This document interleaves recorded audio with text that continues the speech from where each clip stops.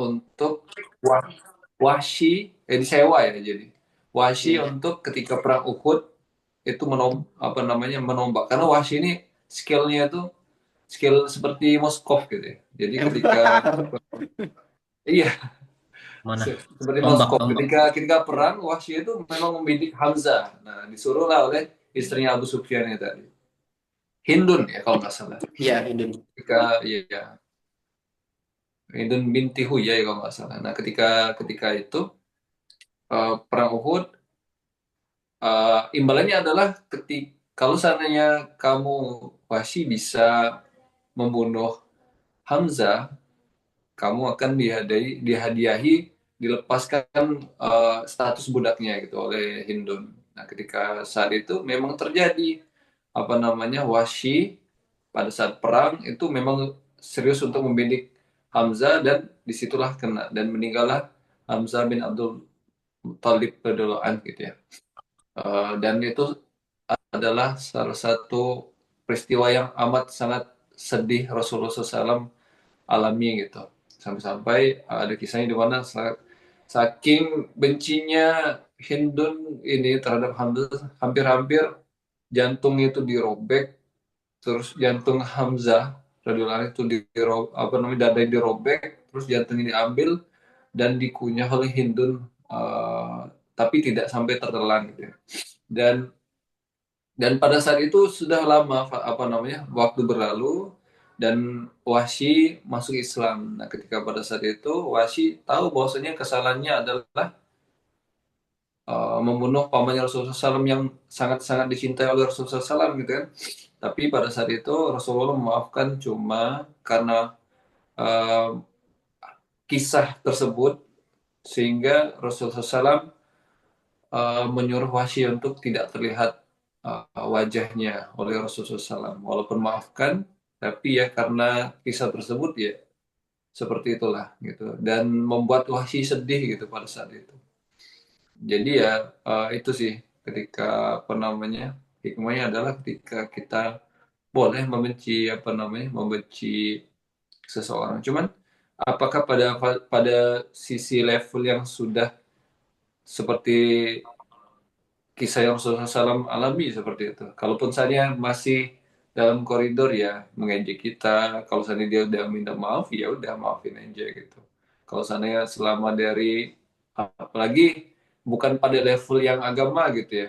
Kalau seandainya sudah menyangkut tentang agama wah itu beda lagi cerita sih gitu. Tapi kalau saya masih dalam sebatas ya tentang harga diri kita yang diejek tapi setelah dari itu meminta maaf ya sudah maafin aja gitu. Nah, cuman kan butuh waktu ya untuk kita berproses menerima gitu, nggak mudah. Jadi ya, uh, ya semoga bisa maafin gitu ya. Karena kan kita nggak tahu manusia itu kadang ada masanya untuk berubah ketika tahu dia pada saat ini berbuat jahat, setelah dari itu dia meminta maaf, kita nggak tahu ke depannya malah dia yang bisa bantu kita. Gitu. Kita nggak tahu loh, misalnya. Benar-benar banget. Iya, itu salah satu kisah yang memang eh, menginspirasi beberapa ini ya, beberapa problem atau beberapa masalah gitu sih. Iya, Kalau ketika dari ada juga tentang Umar bin Khattab kan, dulu hmm, ngebet banget pengen bunuh ya, Rasulullah SAW, tapi sekarang ya kita tahu makamnya Umar bin Khattab sahabat Rasulullah SAW sekarang kan yang dulu ngebet banget gitu ya, sekarang berdampingan makamnya. iya, insya Jadi Allah. kita nggak bisa nebak kehidupan orang.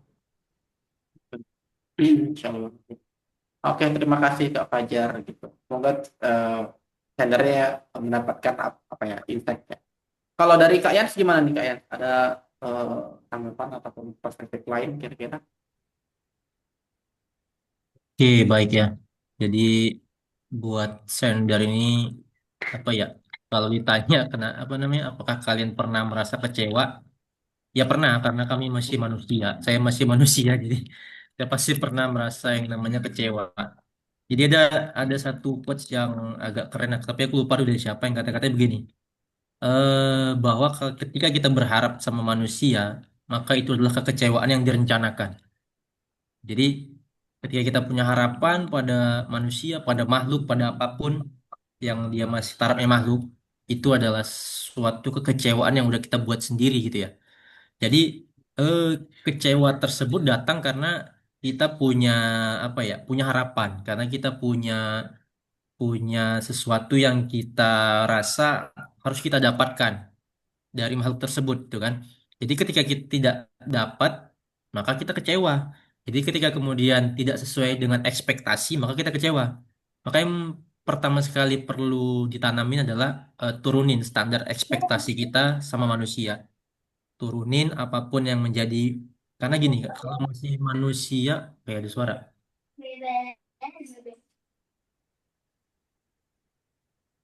Sorry, ada suara. Oh, dari kapalnya.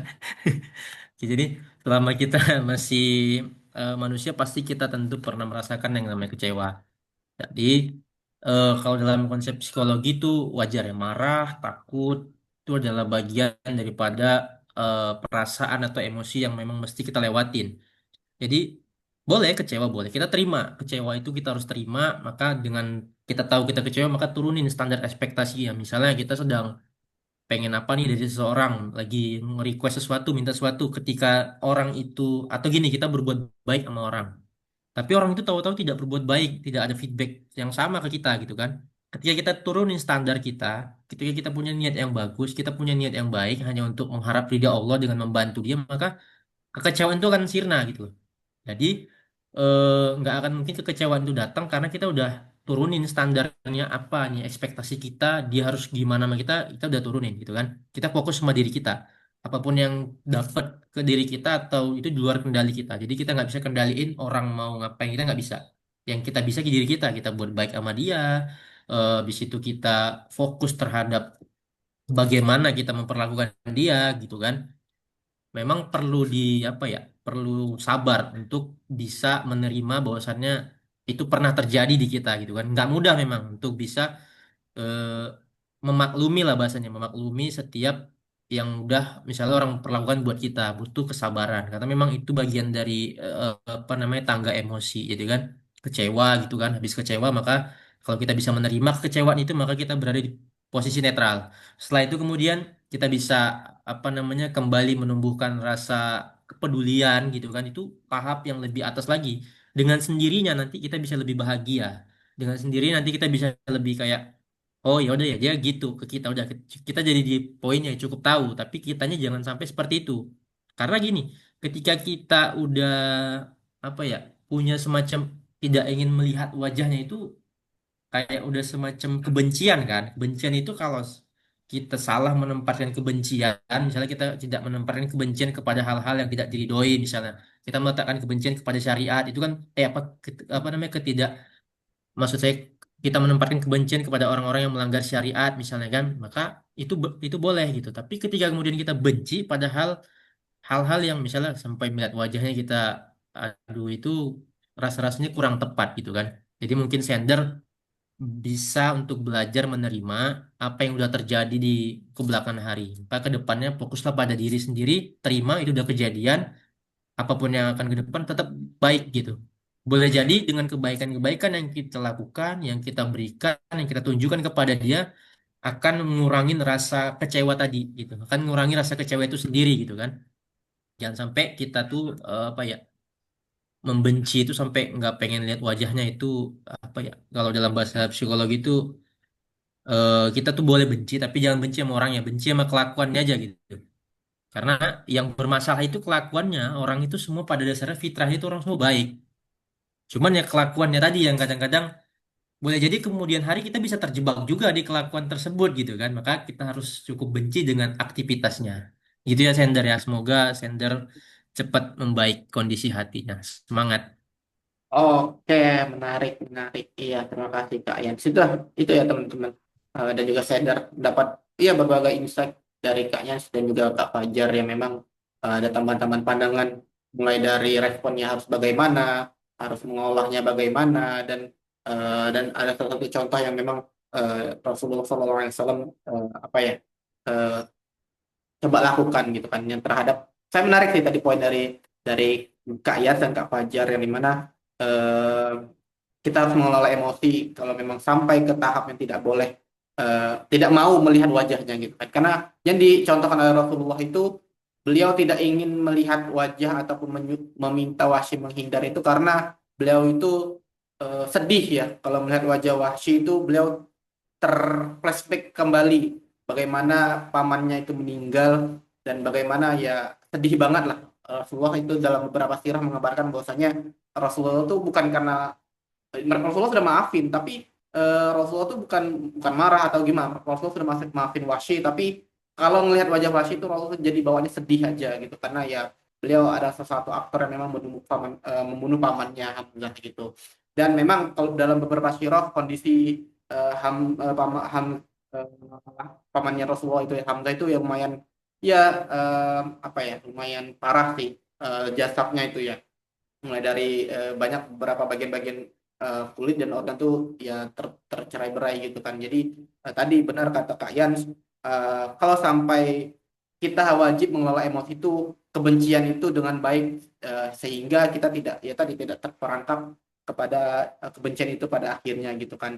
Sehingga harapannya kalau memang kecewa, dan alhamdulillah kayaknya sudah dimaafkan oleh sender ya. Jadi eh, langsung saja, kalau memang belum bisa melihat wajahnya nggak apa-apa, hindarin aja gitu. Tapi kalau bisa ya jangan sampai ada unsur benci lah kepada temennya atau kepada siapapun sender tadi, sender ceritakan ini. Jangan sampai aib-aib teman-teman sender yang membuat sender kecewa ini sender ceritain dan lain hal, jangan sampai gitu kan. Sebenarnya keep aja di sender, sender sudah maafin, kalau memang nggak mau ketemu ya hindarin aja dulu kan.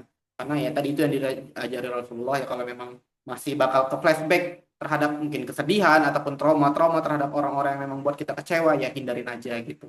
Tapi insya Allah maafkan, utamakan maafkan dulu gitu. Oke. Wah, Masya Allah.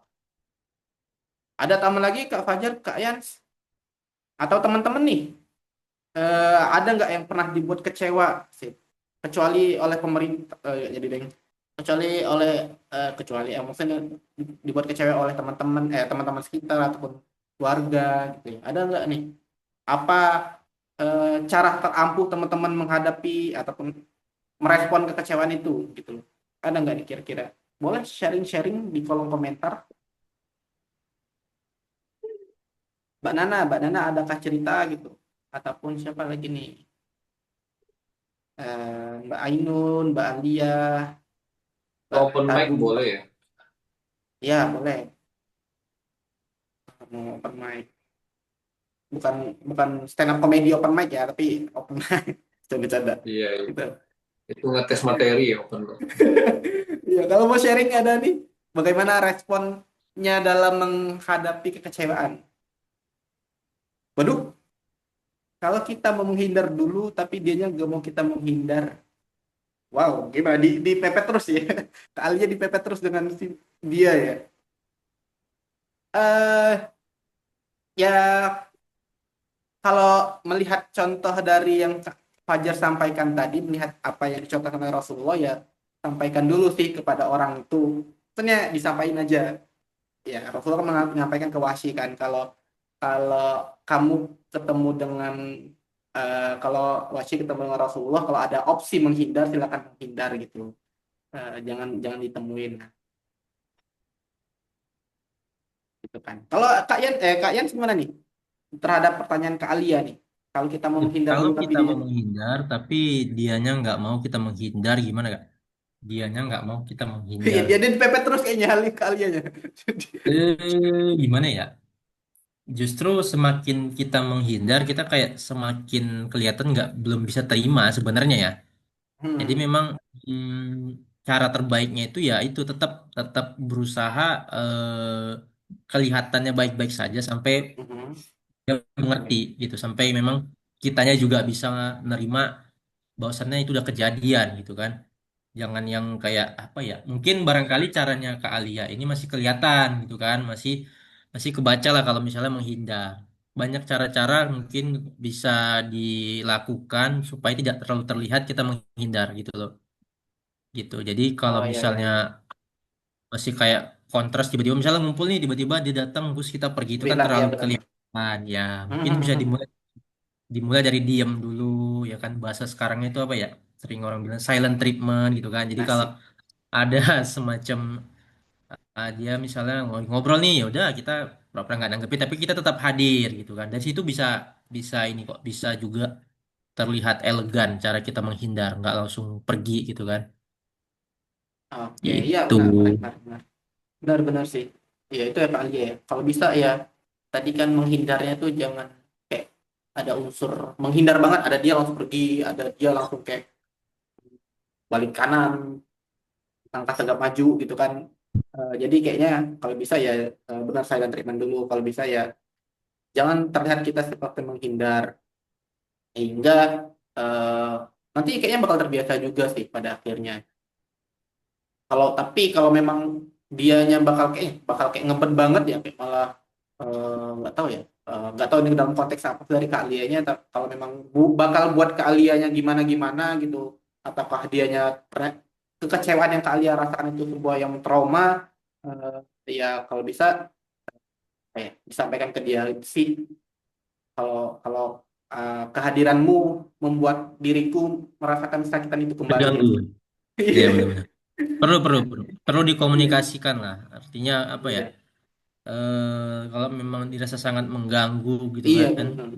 perlu disampaikan saja gitu kan. Cuman ya dengan cara yang ahsan kan. Jangan Benar-benar. ujuk-ujuk nggak seneng nih gitu. Sampaikan aja bahwasannya ada misalnya orang kadang pengen curhat terus tapi kita nggak pengen dengerin misal. Iya, iya. Boleh, sampaikan saja. Mungkin untuk sekarang aku belum bisa dengerin curhat kamu. Mohon maaf dulu ya gitu kan. Sama kadang-kadang juga mungkin ada yang sering kayak ditelepon random sama penipu-penipu kan sering tuh kan. Ini bisa Iya tuh kita benar-benar. latih tuh. Jadi mohon maaf ya, betul gitu kan. Sering tuh. Ada ada Kalau hikmahnya juga misalkan ya gitu, telepon penipu ya. Masya iya, Allah banget kalian kadang-kadang sih. kalau misalnya kita kelanjur ini kan udah dia tuh kan gini-gini ya ya ya ya kita disuruh ngarahin jawaban kita ke iya kan, Iya tuh kan. benar-benar. Iya, oke. Terima kasih Kak Ensu ya sender ya. Bagaimana cara tadi ada dua opsi ya terkait apa yang memang bagaimana sender ke Alia apa namanya lakukan respon gitu. Kalau memang ada dulu di tahap bakal mengganggu aktivitas ke Alia ya bisa dikomunikasikan gitu. Oke, semoga menjawab ke Alia. Dari Mbak Nana ya. Wah, sejujurnya saya juga masih di tahap bingung buat menghadapi rasa kecewa, Kak. Bingung kenapa nih? Bingung karena rasa kecewa itu ada atau apa? Kayaknya tadi sebenarnya sudah di-share juga dengan Kak Yan sih. Karena kekecewaan itu hadir karena kita apa ya telah berharap ya. Berharap ke ke pastinya ya berharap manusia tuh hasilnya paling enggak maksimal tuh ya pasti ada rasa kecewa. Kalau memang kita berharap pada manusia itu rasa kecewa itu pasti ada gitu. Jadi silakan kalau memang apa ya tidaknya ya kalau bisa turunkan harapan kalian kepada manusia karena ya tadi manusia itu pada akhirnya akan membuat kita kecewa, dia ninggalin kita yang memang takdirnya bakal ninggalin kita dan lain-lain gitu.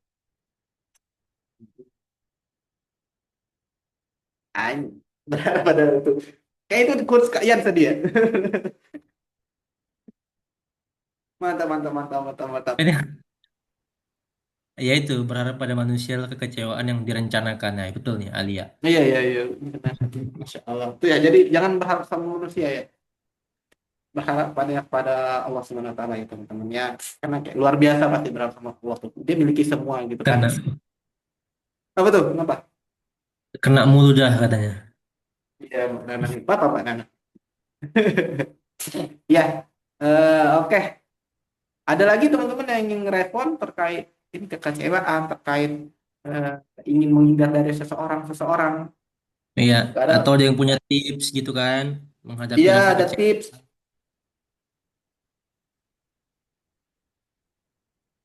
Pun Kak Alia tadi mau sharing tipsnya. Kan katanya sudah menghindar. eh, tipsnya menghindar, tipsnya. Responnya menghindar sudah ya, tapi dia nggak mau kita menghindar. Mungkin bisa sih Kak Alia kalau mau sharing tipsnya gitu. Oh, nggak ada, nggak apa-apa juga sih. Nanti kabarin aja kalau ternyata dia sudah benar-benar dia sudah benar-benar menghindari dirimu ya Kak Alia ya. Nah, oke, kalau memang nggak ada, kita lanjut ya Kak Yans ya. Sudah keluh, Oke. kita lanjut ke seperti kisah sih. Dari keluh biasa masuk ke kisah. Wow, panjang.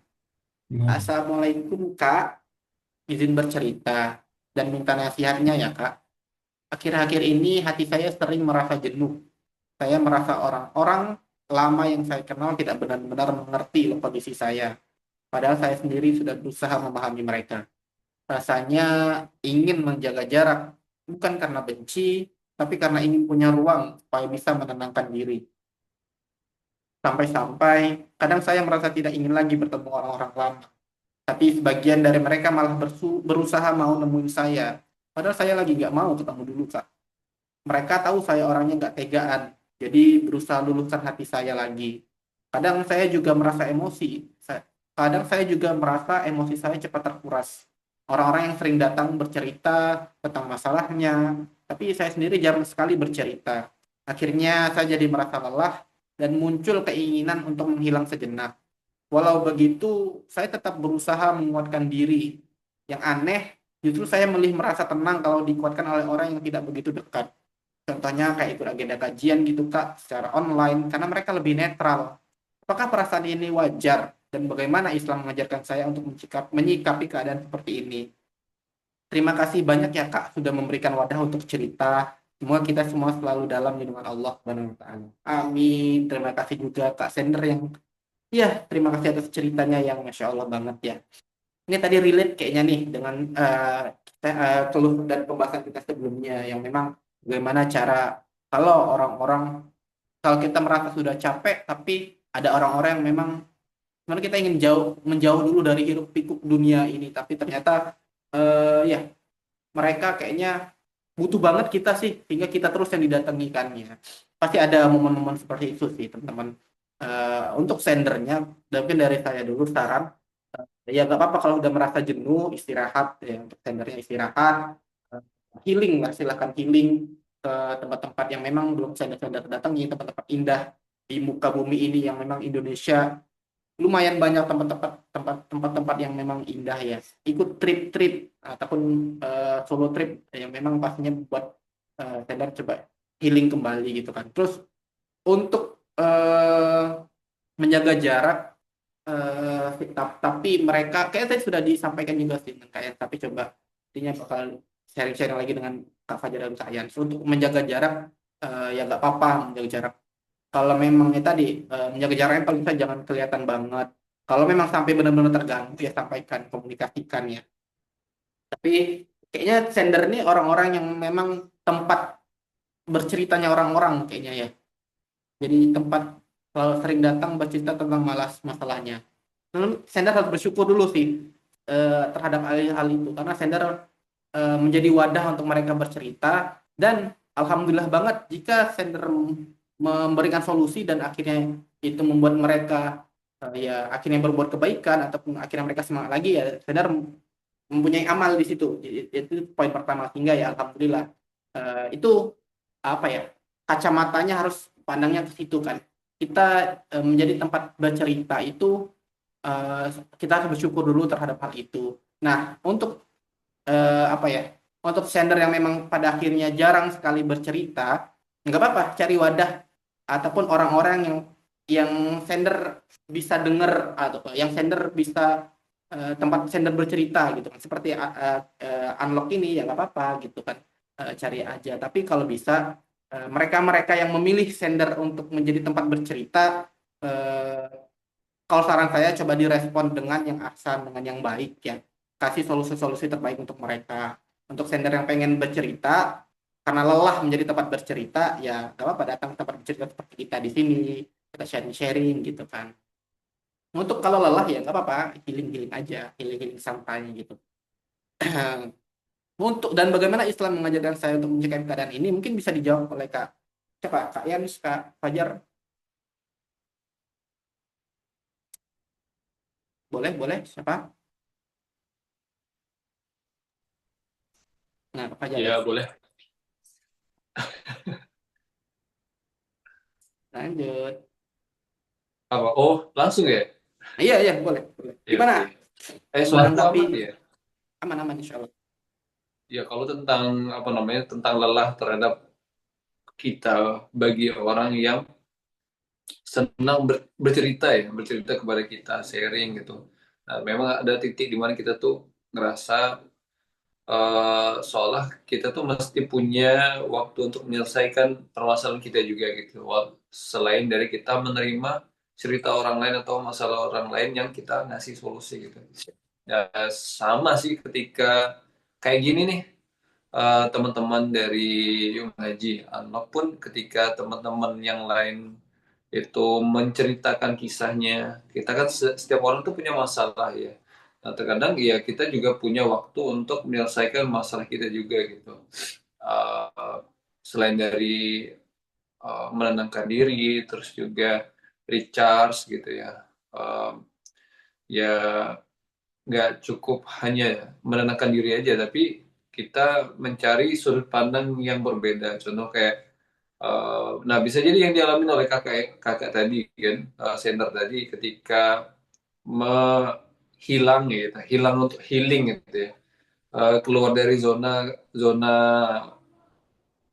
ceritanya, apa namanya, zona kejenuhannya, keluar dari situ, terus juga ke arah yang berbeda dari yang sebelumnya, ikut kajian segala macam. Itu kan selain dari keluar dari circle ini tadi, dia menuju ke tempat yang merubah atau menambah sudut pandangnya tersebut gitu ya. Jadi bisa untuk balik kembali. Aku notice notice tentang ketika Rasulullah SAW jenuh terhadap yang terjadi di masa sebelum turunnya wahyu gitu ya. Ketika Rasulullah SAW uzlah ke uh, Gunung Uhud gitu.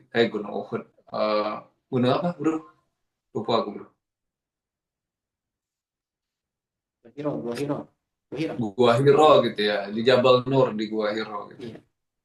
Nah, ketika pada saat itu Rasulullah SAW jengah terhadap apa yang sudah terjadi pada saat itu. Udah banyak kesesatan, penyembahan berhala, terus juga kemaksiatan. Kan posisi pada saat itu tuh sudah sangat-sangat amat sangat luar biasa ya. Maka ketika Rasulullah SAW itu menghindar atau keluar zona terlebih dahulu, mencari sesuatu yang apa namanya berbeda. Maka naiklah Rasulullah SAW ke Gua Hiro gitu ya, mencari apa namanya, mencari sesuatu yang uh, diyakini bisa untuk mendapatkan solusi. Maka disitulah Rasulullah SAW pada prosesnya ketika beberapa hari kemudian Rasulullah SAW diberikan wahyu gitu ya, diberikan wahyu oleh Allah Subhanahu Wa Taala melalui malaikat Jibril. Kan itu sudut pandang yang berbeda dibandingkan dengan yang terjadi pada saat Rasulullah SAW di Mekah gitu ya. Gitu. Jadi apa hikmahnya? Hikmahnya adalah kalaupun memang kamu ngerasa jenuh dengan aktivitasmu yang sekarang gitu ya, kamu nggak apa-apa keluar dari zona itu sementara. Karena kenapa? Kalaupun memang kamu mau keluar pada saat itu, bisa jadi kalau terlalu lama, bisa jadi ada orang yang emang betul-betul butuh kamu gitu. Sedangkan kamu menghindar pada saat itu karena ya namanya kita manusia kan otomatis punya ego ya. Pengennya kita tuh menyelesaikan masalah kita aja gitu. Karena ya pada saat kamu udah selesai ya udah kamu masuk lagi ke circle itu yang bisa jadi itu tuh tempat teman-temanmu untuk nge-recharge. Jadi kamu tempat tempat nge-charge-nya juga gitu ya. Jadi kamu jadi tempat nge-charge-nya. Terus juga kalaupun memang kamu ngerasa kamu butuh recharge, ya udah cari ke tempat yang lain gitu ya, di luar dari itu. Untuk ngisi energi gitu ya. Yang dikhawatirkan kalau seandainya kamu terlalu lama keluar dari zona itu dan teman-teman membutuhkan kamu, ya kayak ngerasa hilang gak sih gitu. Nanti malah kamu dicariin gitu ya. Apalagi kalaupun memang niat kamu baik, ya itu otomatis sudah kebaca. Berarti kan kalau seandainya niat kamu baik itu pasti kebaca sama teman-temanmu itu tadi. Ini kemana ya si A ya? Padahal aku pengen cerita segala macem gitu ya. Kayak gitu sih. Jadi ya, dan ini sebagai titik di mana kamu tuh sangat-sangat dibutuhkan dan kamu bermanfaat posisi di sana gitu gitu. Jadi ya apalagi kan ini posisi di mana kamu tuh jadi tempat cerita, kamu bisa ngasih solusi, dan kamu bisa bisa mencoba untuk mengarahkan mereka jadi lebih baik lagi, kan itu amat sangat luar biasa gitu. Untuk kamu dapat amal gitu ya, dapat amal jariah. Gitu. Nah, cuman ada posisi mana kalaupun memang di situ udah sangat-sangat jengah nggak bisa kamu rubah, ya otomatis kamu menghindar pun nggak apa-apa, karena kalaupun memang kamu nggak bisa merubah malah kamu yang terubah, nah itu bahaya sih. Maka butuh nge-recharge gitu ya, butuh, seandainya kamu butuh kajian, ya udah silakan kajian gitu, cari sudut pandang yang berbeda gitu. Itu sih, jadi ya normal, jenuh itu normal, cuman jangan sampai terlalu berlarut gitu. Dan aku juga pernah jenuh gitu ya. Ada istilahnya namanya futur gitu ya. Ada istilah yang namanya kita tuh lah, aku tipikalnya, aku ya, kalau aku pribadi ya, kita bahas, kalau aku pribadi, aku tipikal orang yang ketika melakukan konsisten itu ada sesuatu yang konsisten gitu ya, kayak oke, kalau saya kayak sholat ya, kita kan wajib untuk konsisten gitu, hal-hal yang wajib harus kita lakuin gitu ya, harus harus stabil atau lebih daripada itu. Tapi ada sisi di mana kayak contoh nih, sebuah event atau acara, kalau memang aktivitasnya itu sama-sama aja, itu kalau aku pribadi aku ngerasa kayak terganggu gitu, ngerasa jenuh karena posisinya sama gitu ya. Sedangkan pada saat itu harus ada perubahan di sana. Nah, bisa jadi kamu harus punya sensitif terhadap hal yang bisa kamu rubah gitu. Contoh nih, kalau seandainya kamu jadi tempat curhatnya teman kamu gitu ya, cari suasana yang baru, terus juga dibuat asik gitu ya. Jadi kamu juga nggak ngerasa jenuh, temanmu juga ngerasa asik juga gitu. Itu sih. Oke. Ya.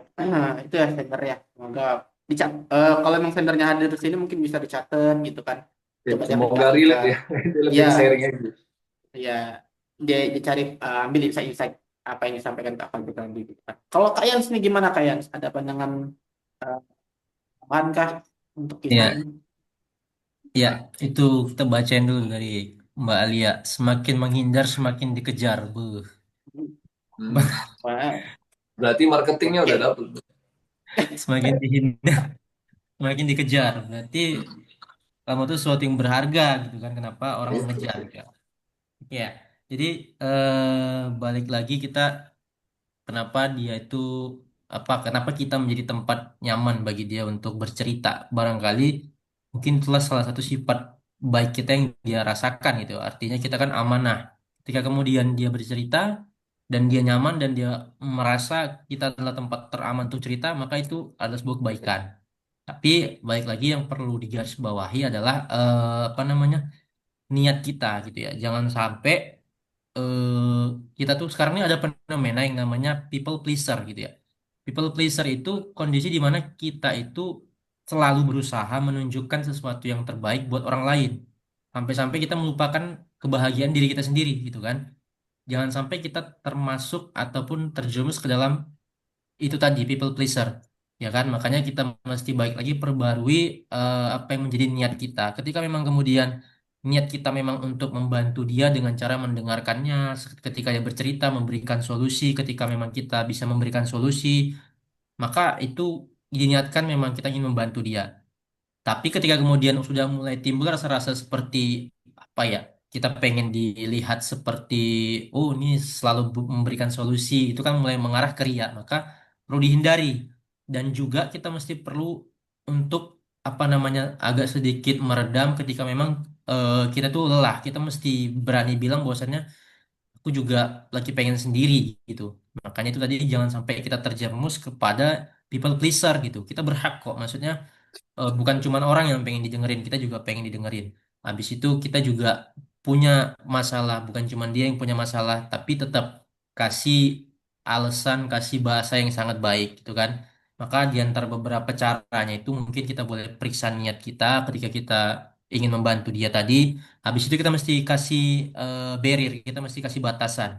Dalam artian batasan mana yang kita bisa terima cerita dia. Batasan mana kita, oh kayaknya aku belum bisa bantu, aku belum bisa dengerin, maaf ya, aku lagi ada kesibukan misalnya. Habis itu yang kemudian itu adalah melatih diri kita sendiri untuk ridho gitu ya. Karena nggak gampang loh buat bisa ngebantu orang itu dengan niat memang membantu itu nggak gampang. Mesti benar-benar punya yang namanya ridho, ya kan? Jadi benar-benar kita itu tulus gitu, nggak ada embel-embel karena dia kita selalu mendengar cerita dia, maka dia harus dengar cerita kita enggak ya. Makanya benar-benar harus ridho. Habis itu tetap berdoa gitu ya. Doa itulah yang menjadi kekuatan kita. Jadi ketika memang kita itu adalah sumber, kadang kan ada orang yang modelnya itu introvert ya. Memang dia itu nggak bisa cerita dan hanya bisa cerita sama orang-orang tertentu. Mungkin kita adalah salah satu orang yang dipercaya untuk eh, bisa jadi tempat cerita, bisa jadi tempat curhat. Tapi ketika memang kemudian kita ada poin-poin, ada titik-titik kita nggak bisa untuk terima cerita itu, maka kita boleh sampaikan.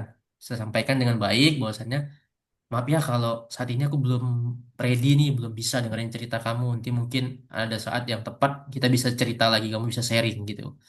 Jadi semoga sender ini tetap punya niat yang baik gitu ya, tetap menjadi wasilah buat kebaikan buat orang lain. Semangat ya. Oke, benar. Ya, itu poin menarik sih dari Kak yang tadi, yang dimana ada sebagai orang yang memang introvert ataupun takut dengan bercerita ke orang-orang yang lain, tapi karena dia sudah nyaman ya pasti dia cerita ke kita ya. Kita harus memilah-milah juga sih kira-kira poin titik masalahnya di mana sih, sehingga dia tuh kayak ngejar mulu kalau saat kita menghindar. Tapi nggak tahu ya, di sender sini kira-kira dia tuh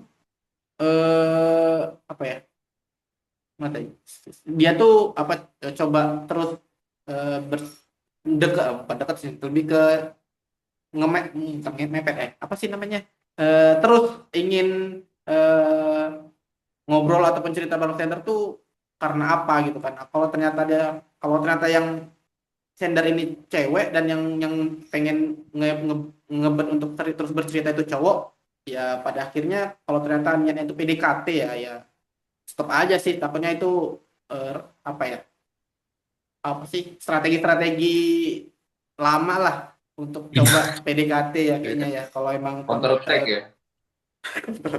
kalau ternyata kayaknya itu Tipu titik poinnya muslihat ya. ya. Iya, tipe muslihat ya. Cerita cerita cerita ternyata itu ujung-ujungnya PDKT, Iya. kan bahaya.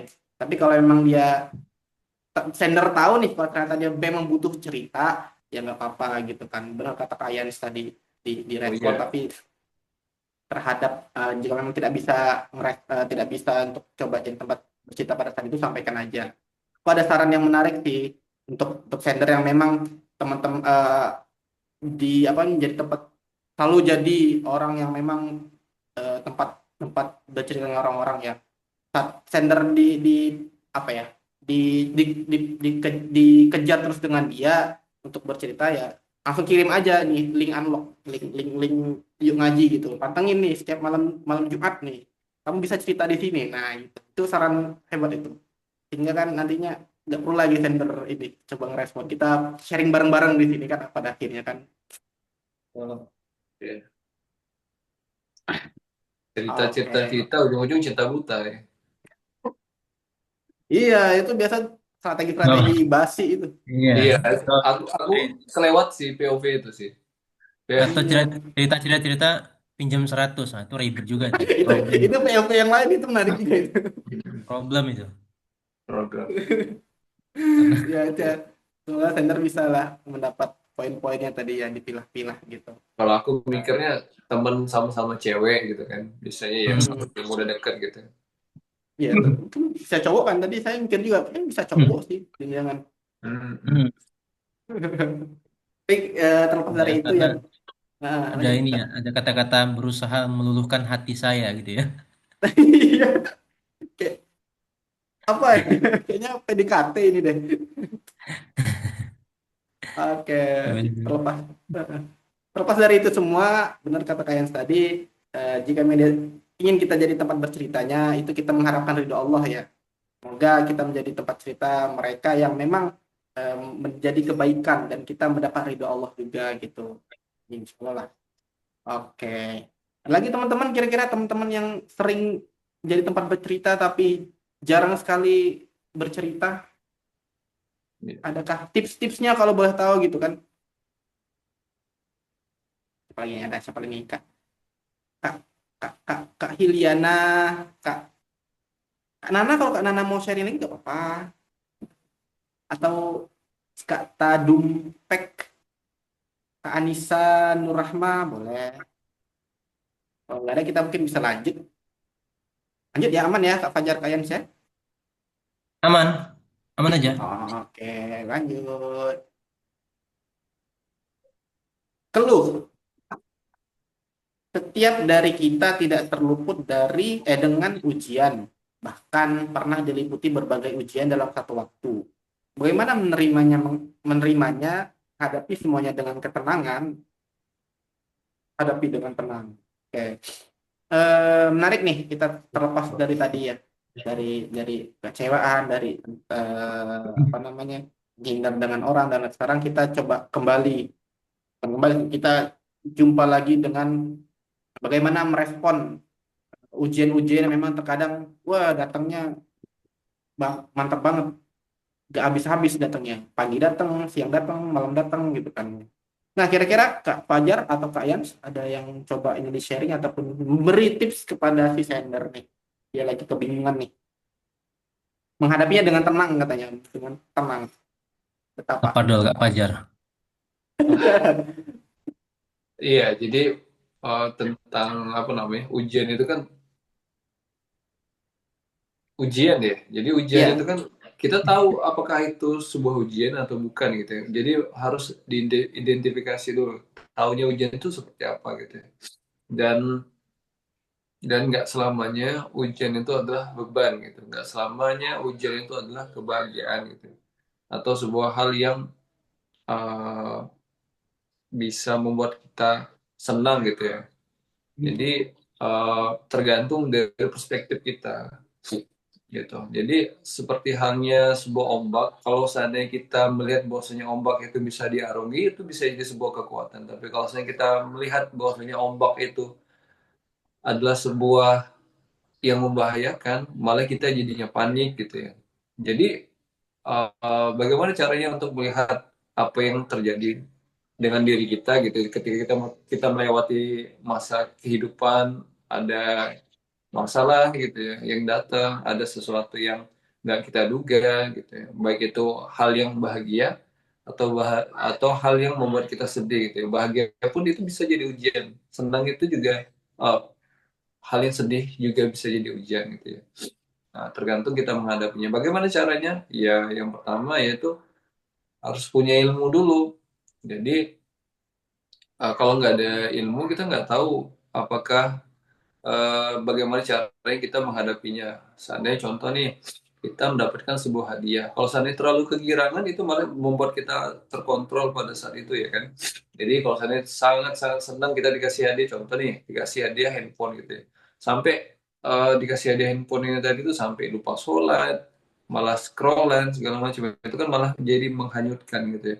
Nah, itu malah jadi sebuah ujian gitu. Hal yang membuat kita senang, itu malah membuat kita jadi terlarut lupa kepada hal yang harus kita jalanin gitu. Ada orang yang mendapatkan sebuah ujian kesedihan gitu, tapi dia bisa melihat di sisi yang lain untuk oh ini adalah sebuah memang yang harus aku jalani. Nah, ketika dia sabar pada saat itu ya di depannya malah ada sesuatu yang lebih mudah kan seperti halnya di dalam surat Al-Insyirah 8 kan setiap kesulitan pasti ada kemudahan gitu. Nah, jadi untuk bagaimana cara kita membuat kita tenang gitu ya atas apa yang kita alami gitu.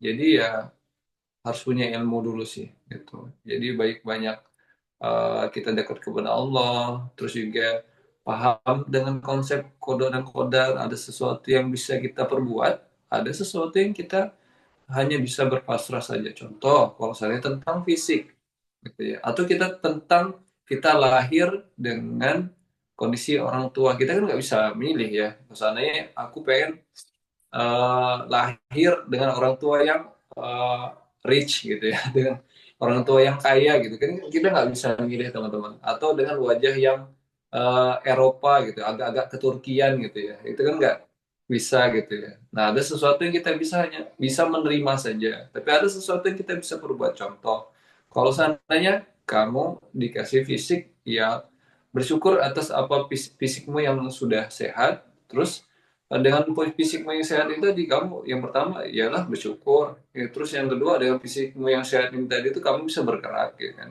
kamu bisa beraktivitas. Nah, itu yang bisa kamu pilih gitu ya. Ada sesuatu yang bisa kamu rubah, ada yang sesuatu yang tidak bisa kamu rubah, dan uh, intinya tuh kamu ridho atas penerimaan sesuatu yang sudah diberikan oleh Allah Subhanahu Wa Taala gitu. Jadi harus ada ilmunya gitu, harus paham gimana sesuatu yang bisa kita rubah, mana sesuatu yang tidak bisa kita rubah gitu. Jadi gitu, lebih ke konsep koda-koda. Biasanya tuh dibahas kalau teman-teman di sini ada yang di Palembang, itu dibahas di kelas kayak juga sih, tentang konsep apa namanya, kode-kode. Ada sesuatu yang kita bisa lakukan, ada sesuatu yang memang itu sudah jadi urusan Allah Subhanahu Wa Taala. Jadi ada ilmu. Iya, itu ya sender dan teman-teman juga.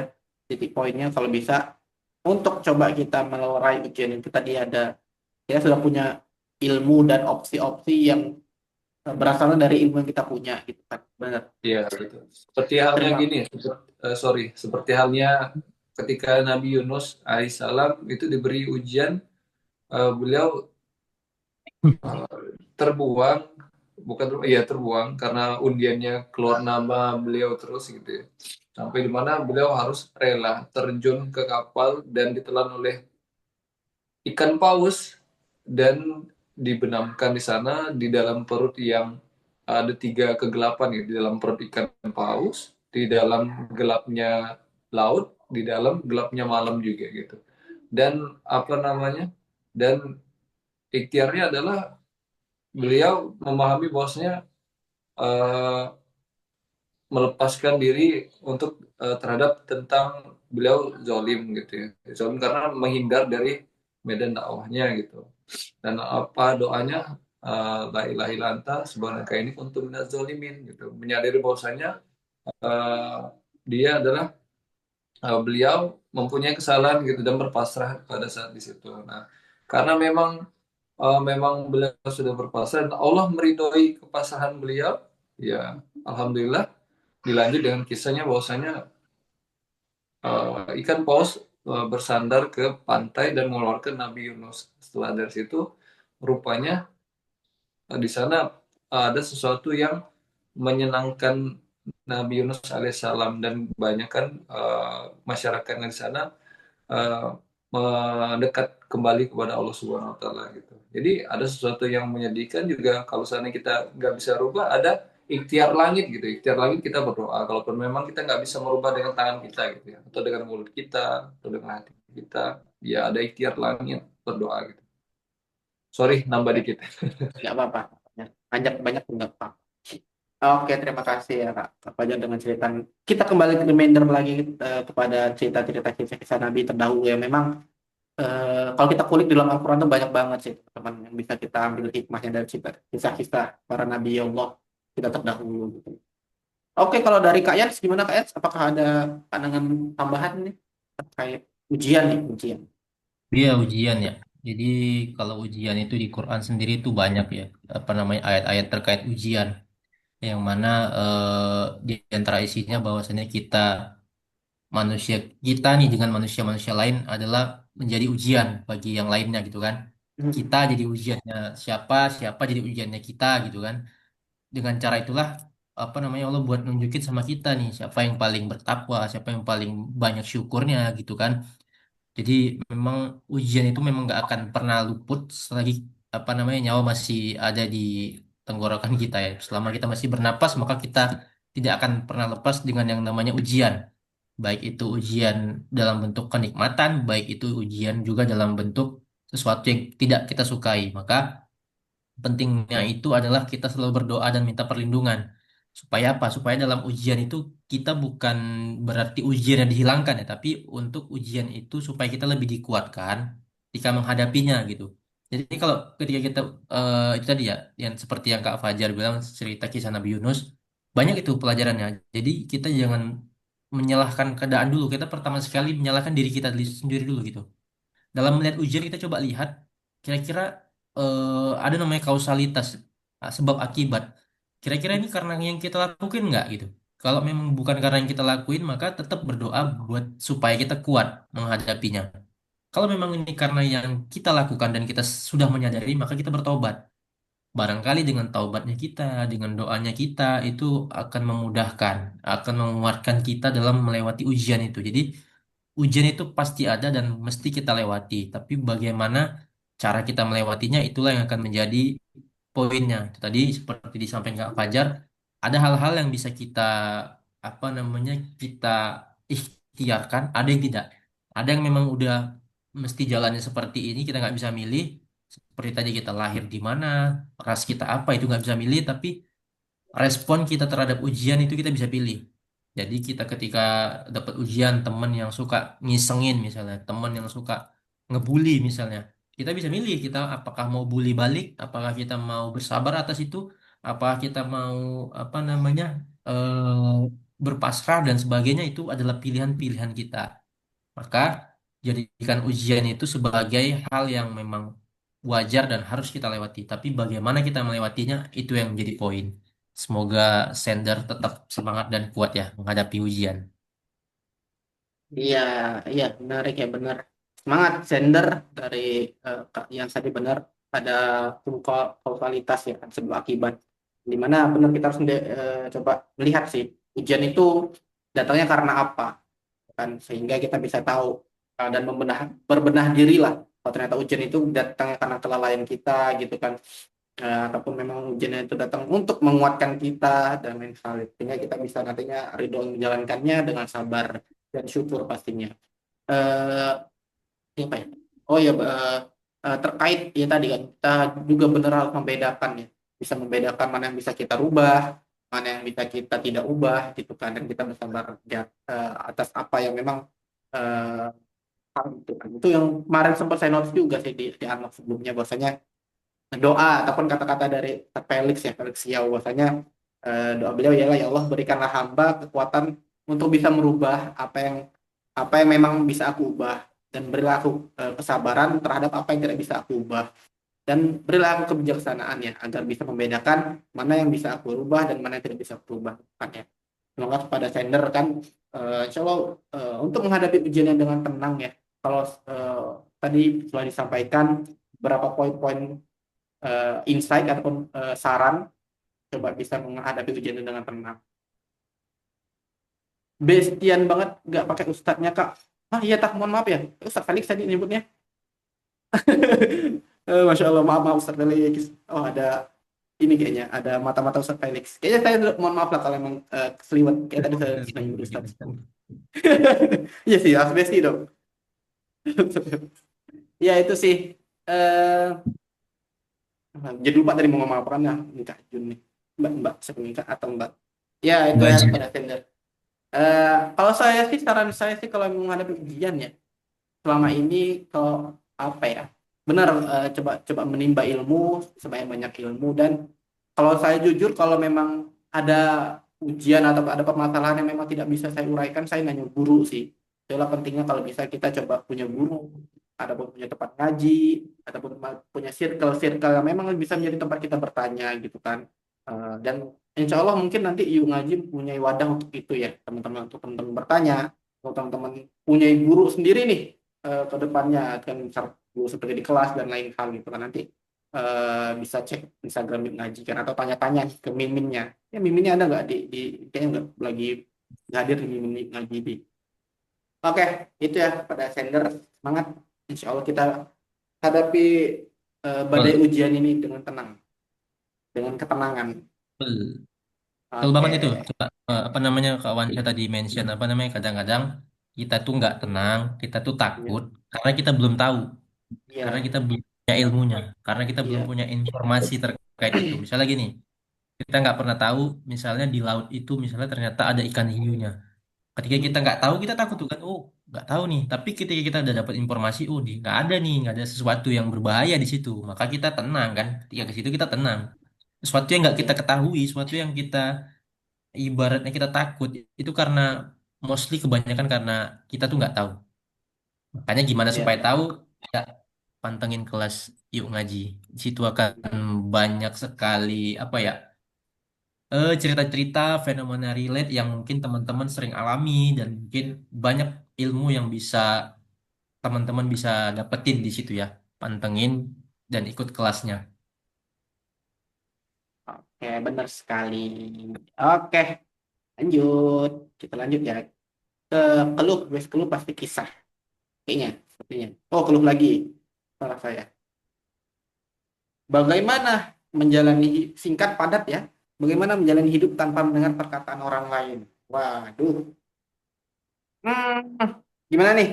Ada yang ini pertanyaannya singkat tapi kok kayak panjang banget kayak penjelasannya bakalnya. Siapa nih yang nih Kak Yans atau Kak Fajar mau sharing-sharing terhadap atau Ya, memberikan ini boleh? ya kalau dari sudut pandang Islam ya bagus ya. Karena disitulah kamu banyak menabung Hmm. pahala gitu ya. Jadi ketika kamu sabar, sabar dan tidak membalasnya gitu kan. Ini bagian dari tadi nih, bagian daripada hal-hal yang tidak bisa kita hindari, hal-hal daripada bagian yang tidak bisa kita lakukan sesuatu. Misalnya kita yang kita lakuin baik, respon orang terhadap kebaikan kita misalnya dikatain, itu di luar kendali kita. Fokus pada diri kita aja, fokus pada apa yang bisa kita lakukan. Karena apa ya? Kita nggak akan pernah lepas dari perkataan orang lain. Mau kita baik, mau kita buruk, kita nggak akan pernah lepas. Jadi selama kita masih apa namanya masih hidup, akan selalu ada yang ngatain kita. Jadi akan ada selalu apa ya bahasanya ya pendukung dan akan selalu ada haters. Itu pasti udah hukum alamnya gitu. Nggak mungkin semua orang tuh dukung kita, nggak mungkin. Jadi dan nggak mungkin juga semua orang tuh benci kita, nggak. Jadi kita fokus aja pada yang hal-hal yang baiknya, fokus pada yang kita bisa lakuin gitu kan. Kalau kita dengerin yang ada malah kita terdistraksi, kita jadi apa ya? Jadi nggak ikhlas, kita jadi mengganggu mental kita dan segala macam. Itu fokus aja sama kita, fokus sama diri kita, lakuin yang terbaik. Gitu ya Sender ya. Oke. Itu ya sebenarnya benar kata Kak, Kak yang bisa kita coba bisa memilah gitu kan mana yang memang bisa kita hindari gitu kan baik tadi bentuknya perkataan orang di luar sana gitu. Nah, mungkin Kak Fajar boleh tambahan kalau ada tambahan terus ingin sharing lagi. Eh, Mungkin kalaupun memang eh, nggak bisa hidup, aku coba baca ya, bagaimana menjalani hidup tanpa mendengar perkataan orang lain. Ya paling nggak, kalaupun memang cara kamu nggak pengen mendengarkan perkataan orang lain juga, itu kan POV-nya Mas Answari ya. Jadi ada posisi di mana kita ketika melakukan hal kebaikan gitu, ya udah kamu fokus aja walaupun orang ngatain kamu seperti apa gitu. Tapi kalau POV dari aku ya berbeda. Kita coba ambil sudut pandang lain ya. Jadi pertanyaannya bagaimana menjalani hidup tanpa mendengarkan perkataan orang lain? Ya ada posisi di mana kamu juga harus membuka diri apakah benar atau enggak orang eh, orang itu kamu dengarkan gitu. Jadi sebuah bahan untuk kamu evaluasi gitu ya. Nah biasanya yang hal-hal yang baik itu apa yang dikasih oleh orang ya tentang perkataan segala macam ya lihat dulu nih siapa yang ngetem kamu apakah itu temenmu ataukah itu keluargamu yang pengen kamu itu jadi lebih baik lagi ada posisi di mana kamu buka space gitu ya jadi membuka space-nya bukan tentang perkataan tapi mendengar tentang kalaupun memang kamu nggak bisa mendengar perkataan ya mendengar perkalimatan gitu dengan orang lain gitu ya. Jadi ya apa namanya ada posisi kamu buka space gitu buka space untuk evaluasi diri juga kira-kira apakah benar apa yang aku jalani ini terus juga yang kedua dengan kamu buka space kamu ngumpulin nih sesuatu insight gitu ya ada kan ada kalimat atau perkataan yang dia itu mencemooh gitu ada kalimat yang dimana hal tersebut itu bisa bersifat informasi yang punya value di situ, punya sesuatu yang bisa kamu ambil di sana untuk kamu bisa cross check kira-kira apa yang kamu lakukan ini udah benar atau enggak gitu. Jadi seperti itu. Cuman kalaupun memang jangan terlalu banyak buka space ya, karena ujung-ujungnya malah kamu jadi nggak fokus. Jadi malah kamu lupa atas tujuan yang kamu ingin capai gitu. Kalau terlalu banyak dengar juga, um, ya nggak baik juga gitu. Jadi karena jadi seolah-olah kamu malah hidup itu tujuan kamu mendengarkan orang lain itu ya bahaya juga. Jadi kamu boleh untuk mendengarkan, namun kira-kira sesuai nggak dengan tujuanmu gitu sih. Gitu. Kalaupun memang kamu nggak pengen untuk mendengar perkataan orang lain ya, mendengar perkalimatan orang lain juga perlu sih. Tahu berkalimatan bahasa baru itu aja. Untung nggak perkuat tadi ya. Per Iya. Iya Pak. orang. Iya. Aku maunya per paragraf ya. Masya Allah. Iya. Oke gitu ya Sender ya. Ya, ada satu, jadi teringat quotes, ada satu quotes, mungkin teman-teman juga ada sering dengar quotes itu, datang dari Sayyidina Ali ya. Apa namanya? Tak perlu menjelaskan dirimu kepada siapapun, karena yang menyukaimu tidak perlu itu, dan yang membencimu tidak akan percaya juga tentang itu. Hmm, Masya Allah. bagus Pak. Iya benar ya. Hmm. Benar-benar itu ya. Sender ya. Tak perlulah kita apa ngomong-ngomong tentang kitanya gimana gitu kan. Masya Allah, terima kasih Kak Yansen, Kak Fajar ya, terhadap ya benar sih kita wajib memilah ya. Kita jangan benar-benar total untuk menutup telinga terhadap ya perkataan orang lain. Karena Rasulullah SAW pun ya pernah di satu waktu kan mendengar perkataan meminta saran malah minta saran bahwasanya terkait strategi ya, yang dimana itu disampaikan oleh Salman Al Farisi pada akhirnya strategi membuat parit pada perang Khandaq kan beliau tidak menutup total terhadap saran-saran yang memang ada gitu kan. Dan bayangin ya teman-teman ya Rasulullah SAW itu wah menjadi pusat tempat orang bertanya, tempat orang pada zaman di Mekah pun tempat orang ngata-ngatain kan gitu kan.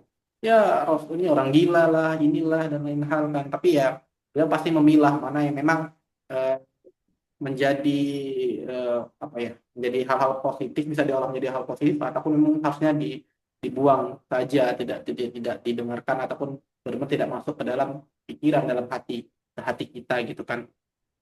Gitu sih. Jadi kita harus manajemen uh, milah-memilah lah perkataan orang mana yang memang bisa berbaik bagi kita, mana yang enggak. Kalau yang enggak ya apa namanya ya, buang aja. Jadi bagaimana menjalani hidup tanpa mendengar perkataan orang lain ya itu bisa ya tergantung.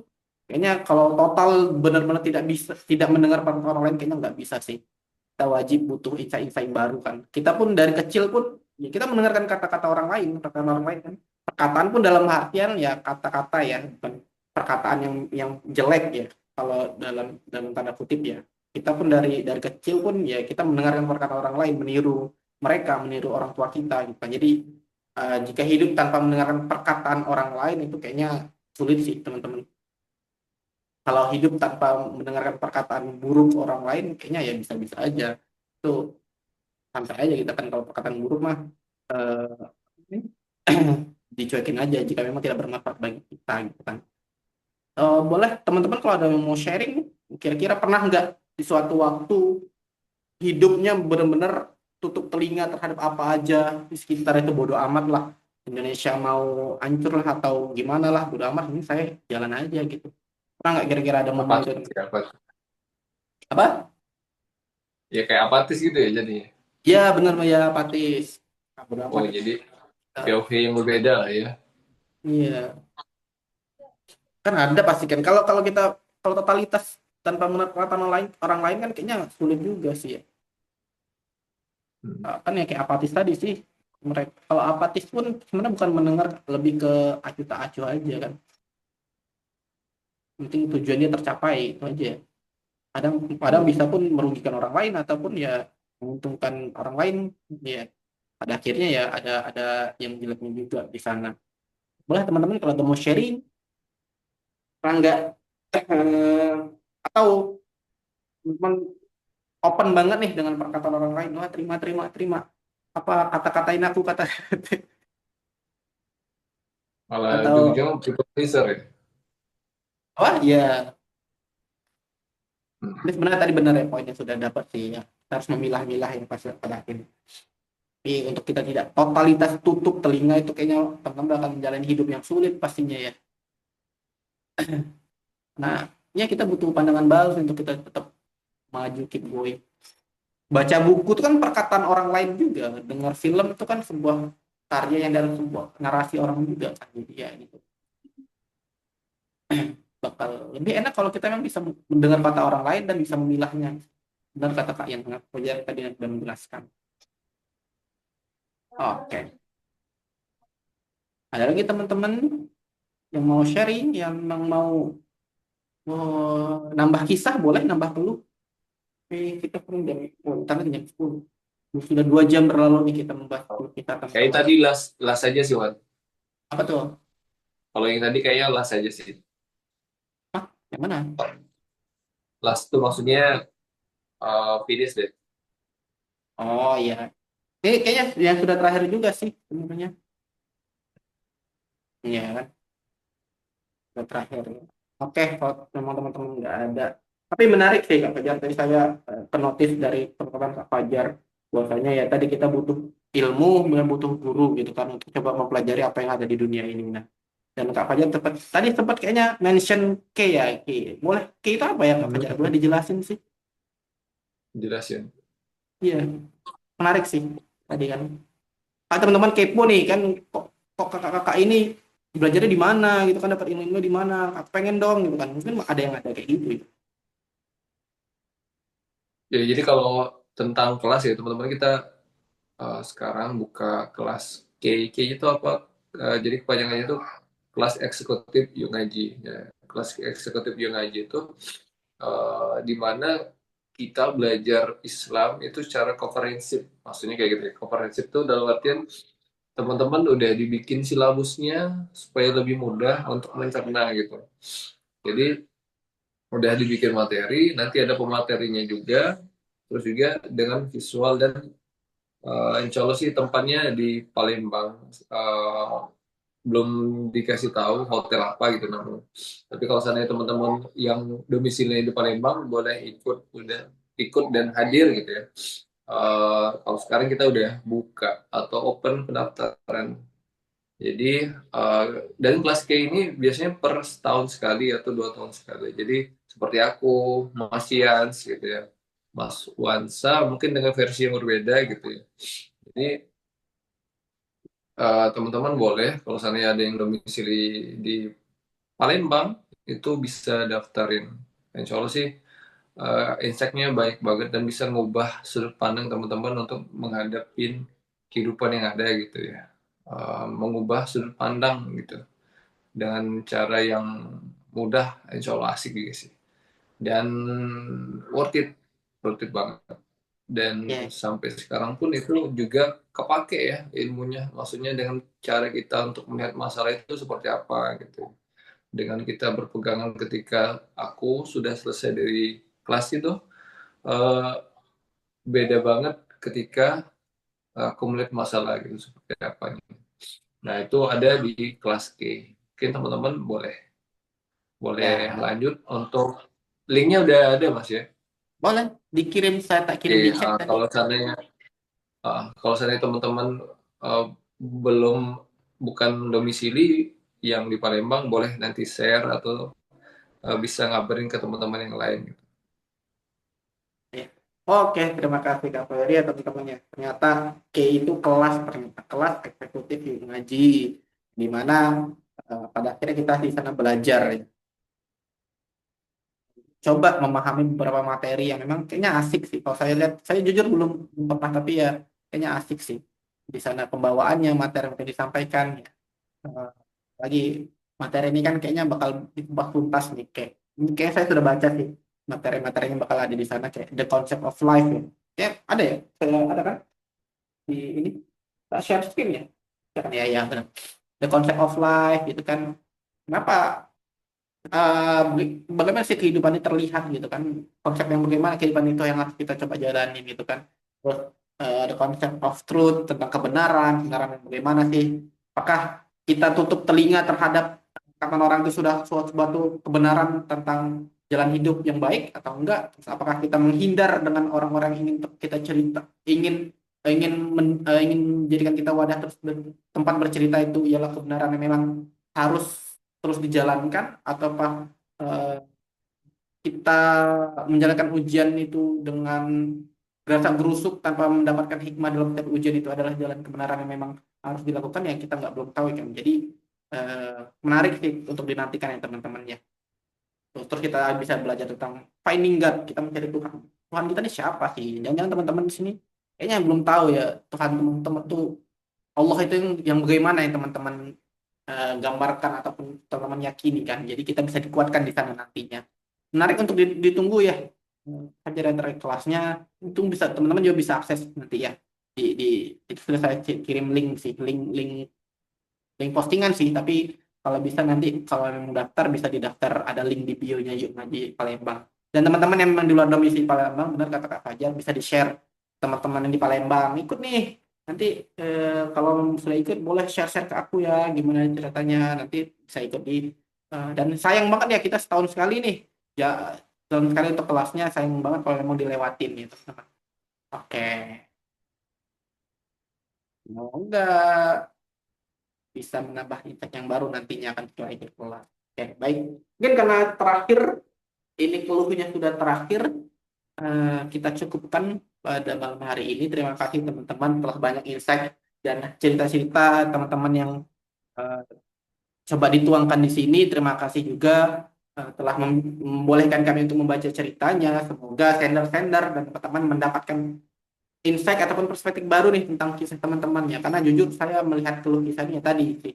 Lihat cerita-cerita yang saya belum pernah rasain ataupun ternyata tidak pernah rasain kan, karena sudah masanya mungkin sudah lewat dan lain hal, tapi mendapatkan insight baru lagi untuk ya berbenah diri lagi kan. Tadi bagaimana cara menghadapi ujian dengan tenang, bagaimana tata cara efektif menghindar jika memang kita tidak sangat terganggu terhadap dengan orang-orang yang memang ingin selalu dekat dengan kita dan lain hal gitu kan ya. Terima kasih kepada teman-teman, dan mungkin kalau dari Kak Fajar atau Kak Yans ada kata-kata penutup atau kesimpulan boleh. Um, apa ya? Kalau dari apa yang sudah kita baca ini tadi kan ini tentang perihal masalah ya. Jadi masalah itu bakalan terus akan ada, tapi bagaimana caranya kita menghadapinya itu atau melihat sesuatu atau masalah yang tadi itu eh, masalah itu adalah hal yang bisa membawa dampak positif atau negatif. Itu tergantung dari perspektif kita. Nah, kalau kita sebagai apa namanya masalah itu datang karena bukan dari sebab kita, ya bisa jadi itu adalah ujian yang memang membawa dampak yang positif setelah kita menghadapinya gitu. Ketika yang aku jelasin tadi bahwasannya seperti di surah Al-Insyirah,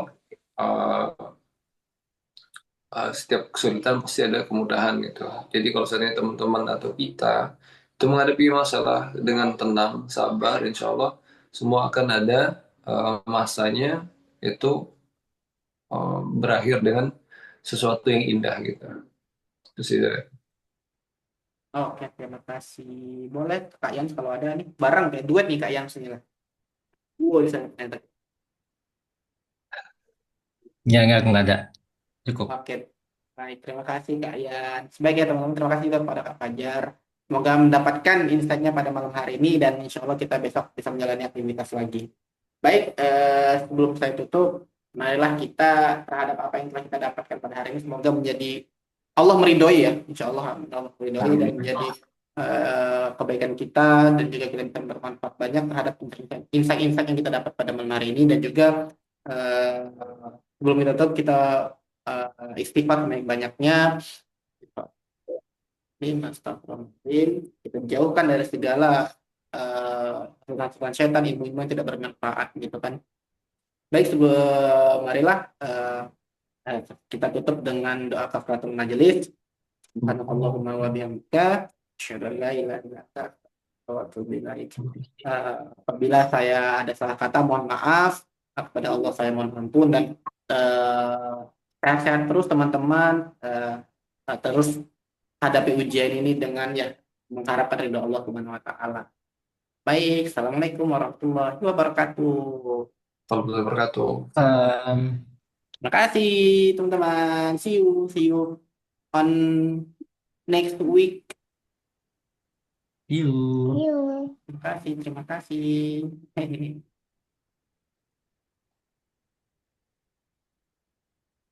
banyak Kak. Oh ya, sama-sama.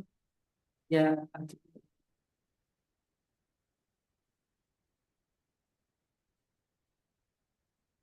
Wah, terima kasih Kak Hiliana.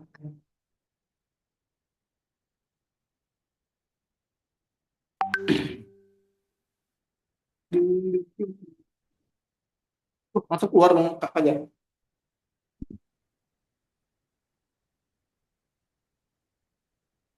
Mana mau mau evaluasinya atau gimana?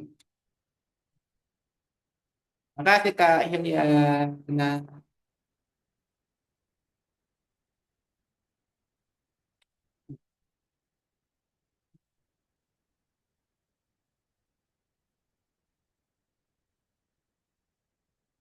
Aduh.